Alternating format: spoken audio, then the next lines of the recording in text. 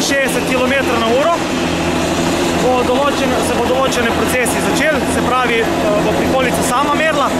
Vse, kar se bo dogajalo, oziroma vsi podatki, pridejo v računalnik na displeju in izprintajo se iz printerja. Tako, danes smo preverjali v bistvu del oziroma ploščadi, ki je namenjena, oziroma podlaga, ki je namenjena za podaljšek naše runway oziroma glavne piste. Rezultati so po moji oceni dobri. V bistvu merimo koeficient trenja za samo letalo. To pomeni, da samo letalo oziroma sam pilot ve, kakšen je koeficient oziroma kakšna je zavorna oziroma podlaga v pristajanju. Naj bi bil takšen material, ko vse stojimo na njemu, v podaljšku naše piste. Peza je pa prekrita z drugačno prevleko, ki se imenuje anti-skid. Kar pomeni, da je to taka pač podlaga, ki je dosti bolj groba kot ostale podlage, primerna za pristajanje samih plovil.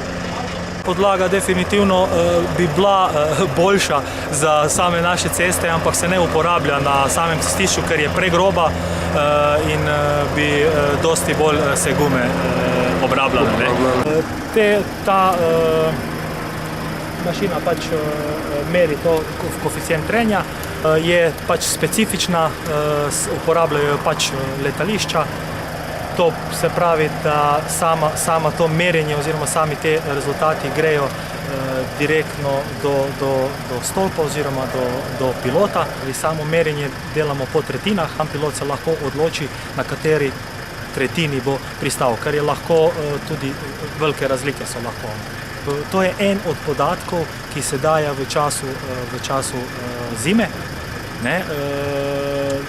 Na obrazcu so še tudi drugi podatki, se pravi, koliko je snega na samem letališču, koliko je snega od roba letališča, ali je led, ali je plundra, ali kakršnokoli stanje na samih manevrskih površinah se vpiše na tale obrazec.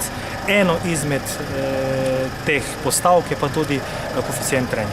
Tisti, ki smo zadolženi pač za to merjenje, odločamo pač po situaciji. Se pravi, danes je zima, sicer, ampak sama podlaga je suha, sama podlaga ni ledu, ni nobenih drugih elementov, tako da danes ni potrebno iti meriti fizično. Vemo, da je že danes oziroma ta trenutek zelo dobra ocena koeficienta.